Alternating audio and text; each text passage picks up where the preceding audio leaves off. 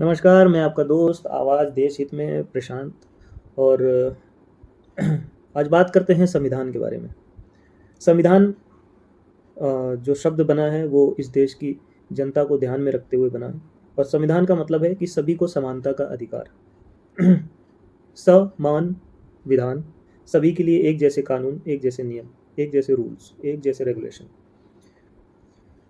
अगर हमारा देश संविधान से चलता है, अगर हमारा देश में संविधान का इतना ही ढिंढोरा पीटा जाता है, तो क्यों हमारे देश में आरक्षण जैसी व्यवस्था है?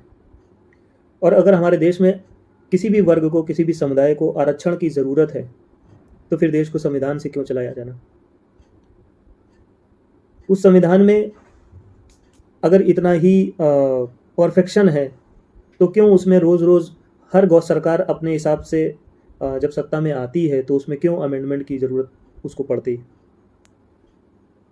संविधान तो एक बार लिख दिया गया, तो मुझे लगता है कि वो परफेक्ट बुक है, जिसके रूल्स, जिसके कानून, जिसके नियम हर नागरिक के लिए एक जैसे होने चाहिए।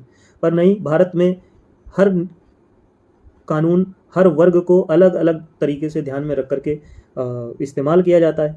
और अगर संविधान हमें समानता का अधिकार देता है, तो मुझे लगता है आरक्षण ख़त्म करना चाहिए। और अगर आरक्षण रखना है वर्ग के हिसाब से, SC ST को अलग देना है, OBC को अलग देना है, अन्य किसी वर्ग को अलग देना है, मुसलमानों को अलग देना है, तो फिर संविधान का ढिंढोरा पीटना बेकार की बात है।